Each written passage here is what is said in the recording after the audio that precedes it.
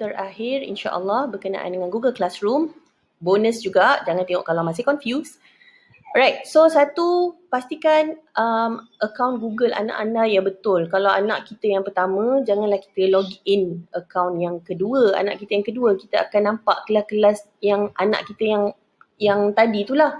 Jadi make sure kita sign out ataupun tukar dulu akaun, okay? Pilih akaun yang lain.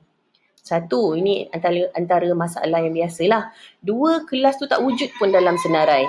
Kalau tak wujud, tekan tambah. Okay, pada Google Classroom tadi kan, halaman utama classroom.google.com tadi. Okay, join class. Okay, so bila kita nak join kelas, minta dekat cikgu tu kod kelas. Kadang-kadang kod tu mungkin dalam 6 digit, silap saya selalunya X87 macam tu, lebih kurang. So minta kod ni dan isikan kod ni. Ni 5 ke 7 letter. Alright? So kita boleh gunakan kod. Kadang-kadang ada QR code, kadang-kadang ada just link, tak kisah mana-mana. Boleh join kelas, katalah tak ada. Jangan panik dan kata cikgu mengabaikan anak saya. Taklah, mungkin dia terlepas pandang. Kita boleh add saja, okay? Create kelas ni untuk cikgu lah Alright. Dan selain daripada tu, apa lagi yang penting kat tepi ni? Ini to review kejap ya, saya tengok. Saya rasa yang ni untuk cikgu sahaja. Ya, untuk review ni cikgu sahaja. Okay? Tapi kalau ada pembetulan, katalah kita submit kerja anak kita dalam bentuk Google Doc. Actually, kemudian saya akan buat tutorial untuk Google Doc sahaja, insyaAllah. Cikgu tu boleh terus edit dan comment.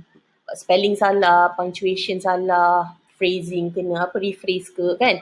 Cikgu terus boleh komen dan anak anda ataupun anda akan terus dapat notification dan boleh terus repair je online. Itulah bagusnya. Okay? So, itu antara benda yang penting jugalah. So, akhir kata, saya akan senaraikan beberapa kebaikan menggunakan Google Classroom. Okay? Of course, kita kena ada masa untuk adapt dengan aplikasi baru dan sebagainya. Tapi Google Classroom memang sangat baik, sangat bagus. Satu, sebab ianya accessible untuk semua. Boleh guna handphone pun even, okay? Boleh download dekat Play Store, type saja Google Classroom. Okay? Mudah, nak attach kerja mudah, nak rujuk balik chapter mudah, nak access balik digital textbook mudah. Efektif juga, so tak adalah overlapping macam kita compare balik kan dengan WhatsApp, compare balik dengan PM tepi, dengan Facebook ni group ataupun Telegram, apa-apa medium lain pada saya untuk pembelajaran memang sesuai dengan Google Classroom. Okay?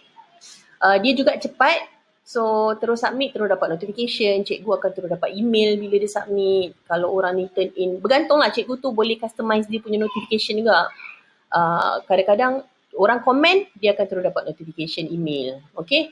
Kadang orang dah submit lambat, semua ada. Okay? Pelajar dah repair balik kerja, semua boleh dapat notification dekat email. Kalau dia enable lah, kalau dia disable, dia tak dapat lah. Okay? Sebab boleh jadi beratus notification jadinya. Jadi mungkin dia buat yang penting-penting sahaja. Tak perlu paper, so semua digital dah, tak payah nak photostat, nak print, nak apa kan. Kalau international school, mostly task pun dibuat digital juga. Melukis pun dekat app lah dan sebagainya. Jadi memang paperless lah. Okay? Dia juga clean layout. Kalau kita biasa, semua subjek pun sama. Dia ada stream, classwork, people.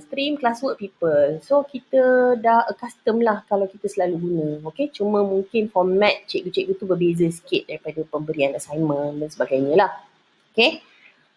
Komen pun senang, macam saya cakap, senang nak komen dekat chapter tu, dekat task tu spesifik, dekat stream kan. Untuk nak komen kerja, semua mudah. Dan juga sesuai untuk semua umur. Kalau yang muda-muda tu memang parents kena bantu, tapi sebenarnya masih user friendly berbanding WhatsApp. Kalau WhatsApp lagi impossible untuk anak nak scroll, nak cari balik kan, nak search balik, lagi susah. So all in all, saya sangat recommend parents untuk practice guna Google Classroom. Kalau ada apa-apa masalah boleh komen je ataupun boleh PM saya ke apa. InsyaAllah saya akan try bantu, okay? So lepas ni kalau ada masa saya akan buat tutorial untuk Seesaw. Saya akan buat tutorial untuk setiap produk Google lah, seperti Google Drive dan Google Doc dan Google apa-apalah yang berkaitan dengan Google. Memandangkan saya pun memang certified educator, so insyaAllah kita boleh kongsi. Terima kasih, good luck, okay? Assalamualaikum.